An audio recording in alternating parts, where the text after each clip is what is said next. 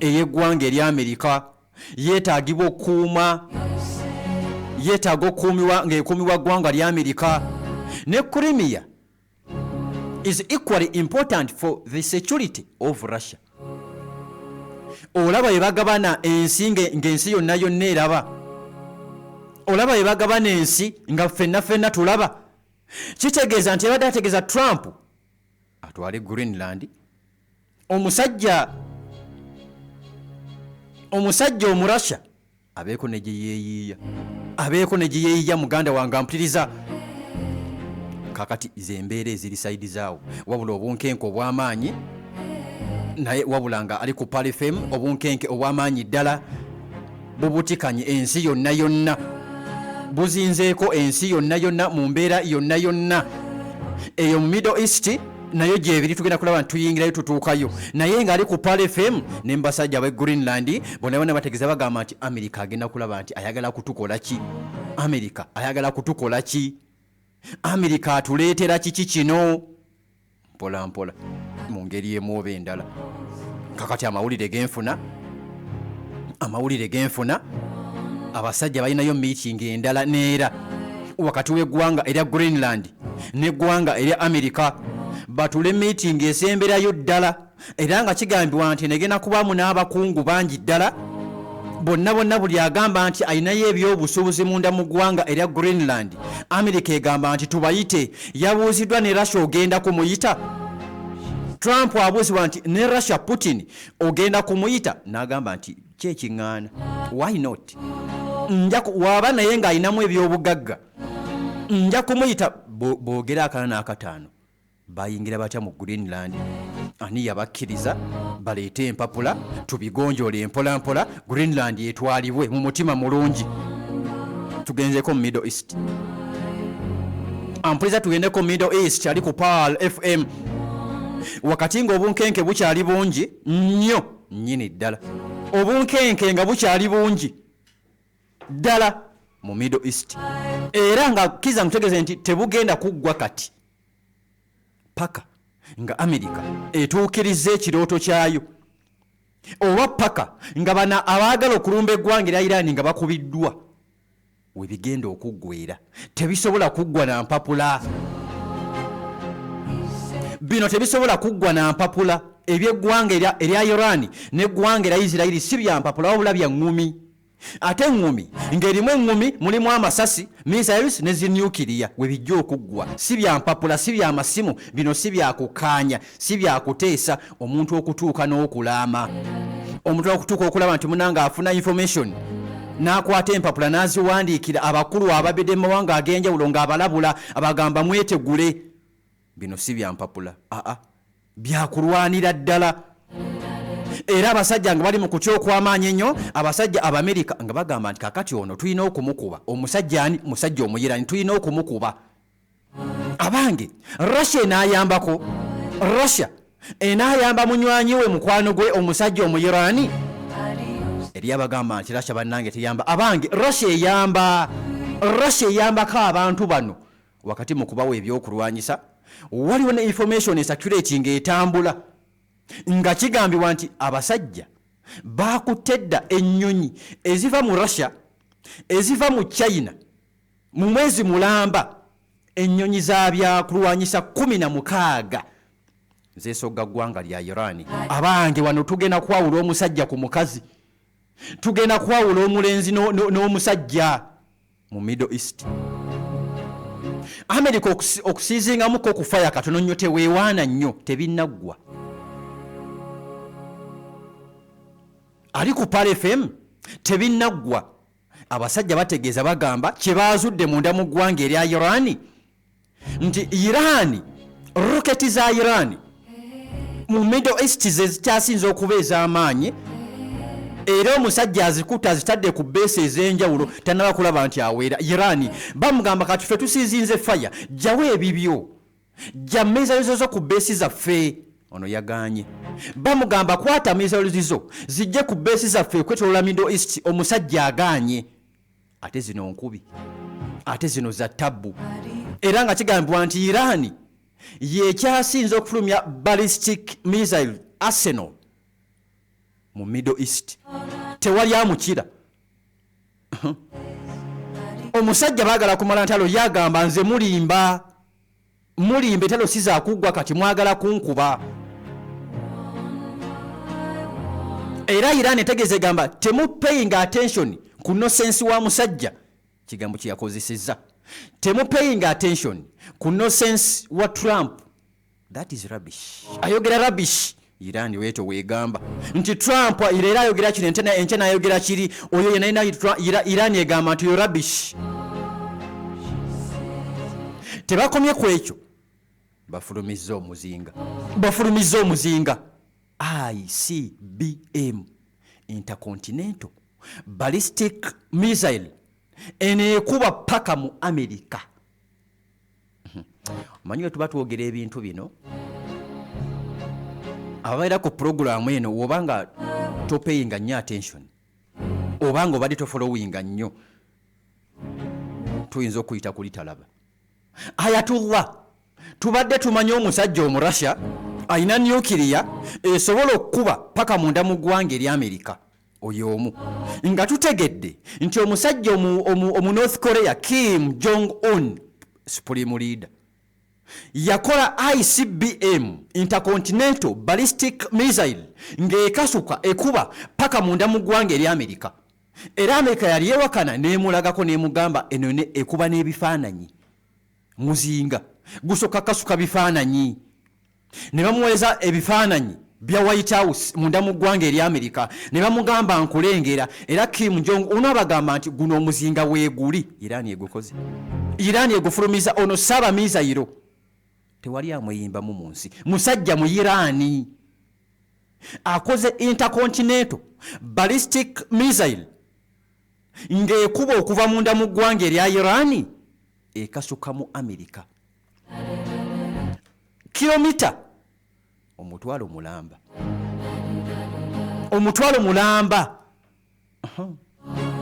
Wakati nga bamugamba nti Iran fe tukugjeeko engalo, ono abagamba mulimba, mwagala kunkuba mu nsanyewo munzijewo. Naawe listen, kakati bino tebinnaggwa. Tiimu Iran nakugamba weewaana empola, bino tebinnabakolaba nti munnange bikomekkerezebwa. Bano abasajja America tesobola kukuvaamu nekuviirako bwetyo. America tesobola kukuvaako nekuvaako bwetyo. Ono Iran agenda okukubwa, olengera Iran nti yakubwa. Baba bakubye Russia, baba bawangudde North Korea, babeera bawangudde China, kasita bakuba Iran. Kyova olabanga abasajja bataddeyo ebyokulwanyisa eby'amaanyi ennyo. Tolowooza nti bino byokka byokka Iran yabikola. Tolowooza nti bino byokka byokka gali wango Fahdi. Tolowooza nti bino byokka byokka Iran yabikola. N'Abarasha bakimanyi nti kasita bawangulwa wano, era nange nkibagamba, kasita Iran ekubwa, tiimu Russia temina kimugamba ggwanga. Tiimu China, tiimu North Korea. Olwo mugenda kuba mulugenda kulwanira wa? Akasajja kabalazeeko nti kasobola okubeerawo. Akayirani abalaze nti asobola okubeerawo mu mbeera yonna. Ebya Iran tebinnaggwa. Abasajja batudde meeting etuulwa, ali ku Pale FM, ali kukula, ali omuntu wa bulijjo. Abasajja bateeza bagamba nti omusajja tumukube tutya, tumugezezzaako wonna, akufumbire ey'omutwe, mufumbire ey'ebigere. America bannange eri mu kufumba y'abigere. Nkikuddiramu, tebasobola kubutakuba Iran, tebasobola butalumba ku ggwanga lya Iran. Era nkugamba luno oluluma lugenda okusalawo nsalesale. Babadde bateeseteese bakole envuunula bibya, bavuunike Iran eveewo. Ekyo nakyo bannange kiggwe. Abamerika nga baagala kuvuunika Iran kiggwe, bamanye nti ekyo kiwedde. Kakati no Saudi erimu evuddeyo egambye nti ffe abayambyeko, ffe twagambye Amerika obutalumba mu Abayirani, era mwanditwebazizza. Bamanye ekituufu, omulangira Muhammad bin Salman ategeeza agamba nti ffe twagambye America waliwo enagambye ebbaluwa gye ngenda okuba nga tumaliriza kubanga irina mu 5 zange yatuuse ejjo sagambye yatuuse dda mu 5 zange njirina wano ebbaluwa ya Ayatollah Ali Khamenei ebbaluwa ziri 2 waliwo ebbaluwa gye yasoma mu Irani n'ebbaluwa gye yasindikira kabaka w'e Saudi zonna nzirina leero nkuwaako emu endala n'enkya nkuwaako endala emu kakati wulira oluvannyuma lw'okusindika ebbaluwa ng'egenda wa musajja wa Ayatollah Ali Khamenei ng'egenda wa King Salman kabaka w'e Saudi omulangira n'agisomamu ne yennyamira ne bakuba essimu nti bannange temulumba Irani akasajja kagenda kutwokya America era owa Isirairi Benjamin eyakwata essimu n'akubira omukulu Trump nti legeza ceasefire lindamu katono okulumba akasajja kazibu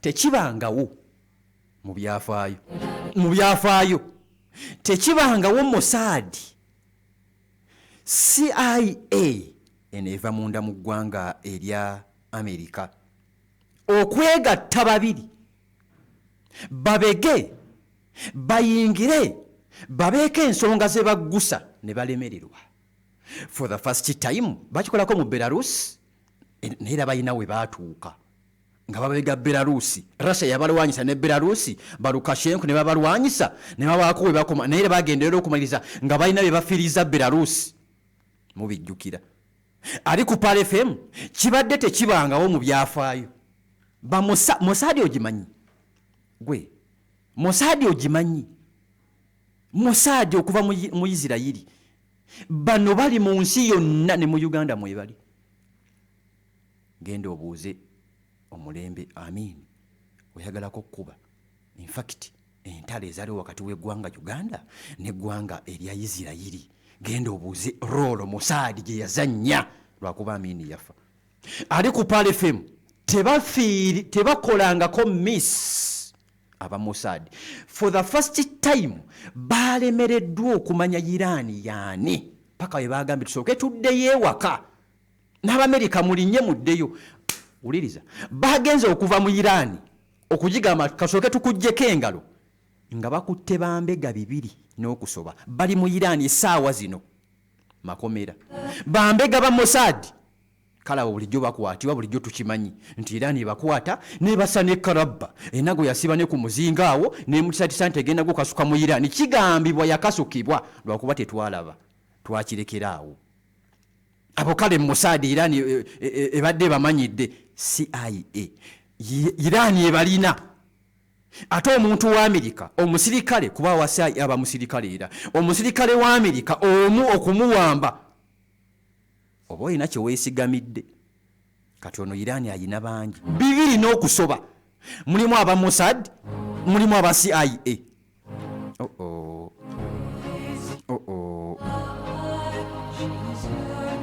bano abasajja we babadde mu meeting mu Isirairi nga kuliko ba agenti ba America mulimu aba Mossad mulimu aba CIA n'abakulembeze mu gavumenti y'eggwanga erya Isirairi bagambye bannange arrukhsa tadukku marra chance comes once Mukama Katonda abadde yatuwadde chance okusulika eggwanga erya Irani twalemereddwa tukkirize chance yatuyiseeko chance yagenze wakati nga beekalakaasa tubadde tulina kubasulikiraawo bannange we tuba twalemeredde okusulika Irani wakati nga abantu bali ku street matawuni ag'enjawulo Irani si yakukubwa kati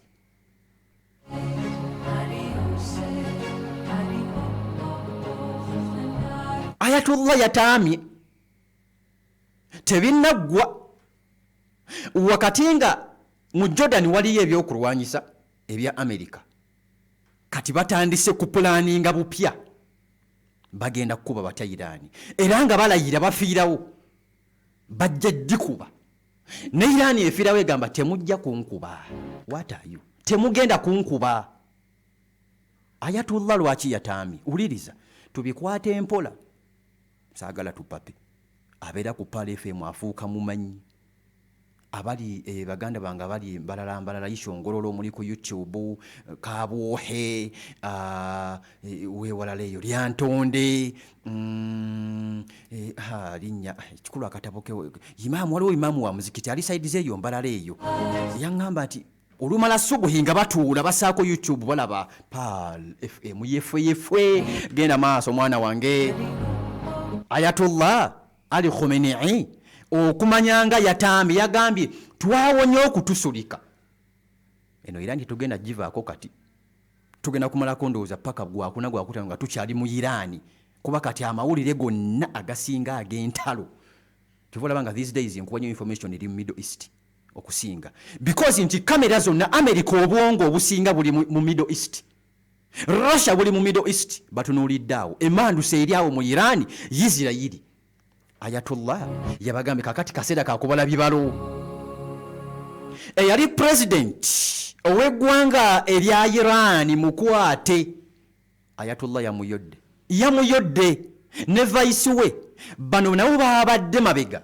owogezaako okusulika gavumenti ya Ayatollah Ali Khamenei owa supreme bukome ku Ayatollah bazeewo obwakabaka ne kabaka prince mutawani we yali kabaka gwe bajjako Ayatollah family gwe yajjako yakibaddemu anoonyezebwa tali mu ggwanga President Hassan Rouhani wali omumanyi bulungi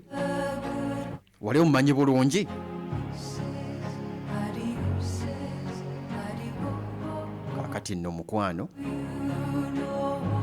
nno mukwano Hassan Rouhani yali president mu 2013 paka 2021 juzi ne vice we Jamad Zaif bayoleddwa mu Iran kaba omusajja bagamba mbayola mbatwala kasoke nkwe bannaffe aba Royal Healers then tugende maaso bagamba ntotawanyizi olumizi w'omugongo alusa zikumazeeko ebbanga ddene zikumazeeko ampuliza ebbanga ddene oyina prostate ofuuyisa musajja munnange kumukumu tova mu shotiko ne ku kkuba ofuuyisaako ekiswaza gwe ssente zo mu kibuga 2,000 za kufuuyisa anti buli wofuuyisa 5 olunaku emirundi ena ejate nga gyemitono ennyo lekera ogamba alhamdulillah mukama katonda yeebale bannaffe aba Royal Healers baleesa majani ge bayita majani ga Hayati oba majani ga Azima gendo bagambe njagala Hayati gendo bagambe bakuwe Hayati oba Azima onywe ennaku 3-4 ojja kuŋŋamba gwakaaba alusazi togenda kuddamu kuzikaaba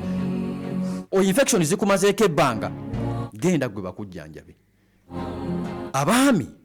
abaami balesi kyebayita Rouhani mubisi onuuna munuune nuuna akabisi gw'osirike nuuna bunuunyi omubisi ali ku Pal FM osirike baguyita gwa Rouhani omala ogunuuna eddakiika 3-4 nga wakagunuuna gojja kumbuulira ojja kuŋŋamba mwana wange ojja kuŋŋamba mu mbeera yonna nti mwana wange Yusufu waŋŋamba gwagamba stress General Museveni atukoze bw'ati erere olimba ensonga z'ekisenge teziriiko ebyo mukwano don't lie ate abakyala ebimu ku biwangazisa ewaka byebyo toyina ssente akapiira kakulema kati ku nsooga saakyo omukyala mugamba dde ewaka ekyamuleeta kikulemye watayo bali ku Namirembe Road ku mafuta ga Rubis Kazimbe Volcano Bus Park duka namba 314 kuba kusimu 0749 9 1409 nno wano wali wayomba 0749 96 1409 bebannaffe aba Royal Healers sawa mmeka tiimu Irani tiimu Russia tiimu what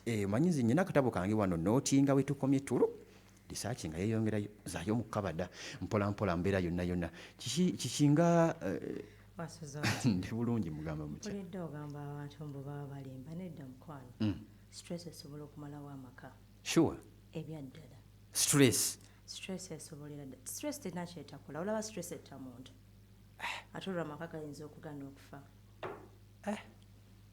nga sente yes obanga bamuwangudde sente omuntu ina kasita abeera stressed amaka gafa mangu nnyo gakufa kuba omusajja ali stressed aba ayomba nnyo omukyala ali stressed naye ate waba ddala nga mu butuufu wa mumwa weyongera omusajja woolabira nga kwegamba ate abamu abali stress n'okwogera teboogera ddala abasajja omubuuza kino tayagala kwogera taddamu takolaki kati ng'ogamba amaka tegagira dokita kyava beretera karo yohani naye abakoleyo n'akaaba akyala kuba nibo baba nezi stress ezibalemesa njirina nnyo mu stress nina nnyo stress ekubuzizaako emirembe I manage stress atogikwatidde ku sayidi ndala awo ensi ojja olaba olwo namugamba wali mutuli omukeeze tuba n'obulowoozi bw'olunaku ne mugamba if you can't find happiness you create your own ngamba stress agikwatidde ku sayidi ndala ofuba nnyo nnyo nnyo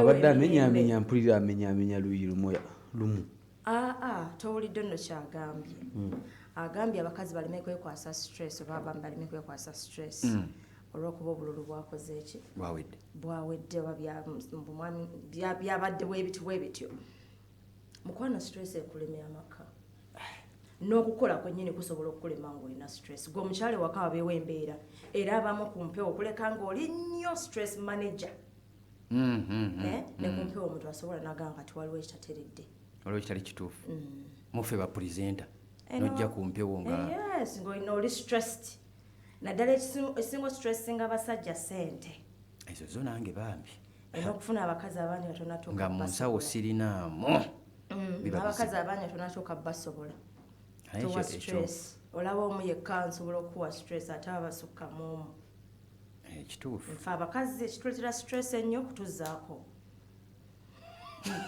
kale wulira muganda wange owulidde ensonga z'abakazi yatandikidde okumenyaamenya we nasirikidde singa yatapuse mu bakazi banne ataputa basajja okusinga naye osanga omusajja nga watuuka mu nsonga ezo situleesa agiteeka wabbali mukwanira awo oba olabanga embeera ndala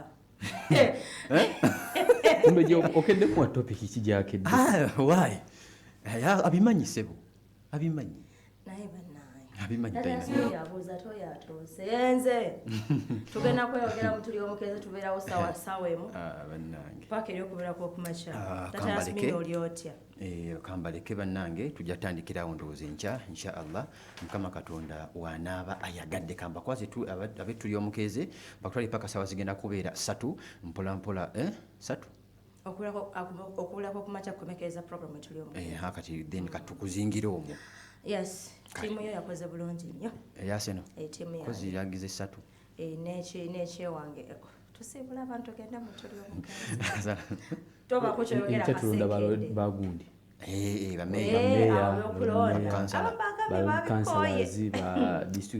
don't know why ndowooza mmwe mugenda kigaziyamuko abantu tebaagala kulonda kasita amala president ne ba honorable bamemba ba parliament ensonga yoweeri lwaki bakikola bwe batyo ensonga ki yoweeri lwaki abamu baba batukanga tebaagala kulonda tokyawula mu kigatte wamu ensonga omwami oli akugamba esooka omutulageko mumbejja sobola mubalaga sisobola mubalaga mumbejja sasula ssente muwumuza ssebo misaaki erinnya lyeryo lya kika kya waggulu nnyo obyafaayo sijja balaga tiimu naye ndooza kasekende bamulaba nnyo mu mawulire abalukira nnyo mu mawulire mu ggwanga muno nange bagendeko ez'enjawulo NTV kati mumbejja mumbejja tumukuumira mu bumbejja bwe okumulabako ffe tetuli bantu ssebo muwummuza otumanyiira mutulage ssebo tetujja assalamu alaikum warahmatullahi wabarakatuhu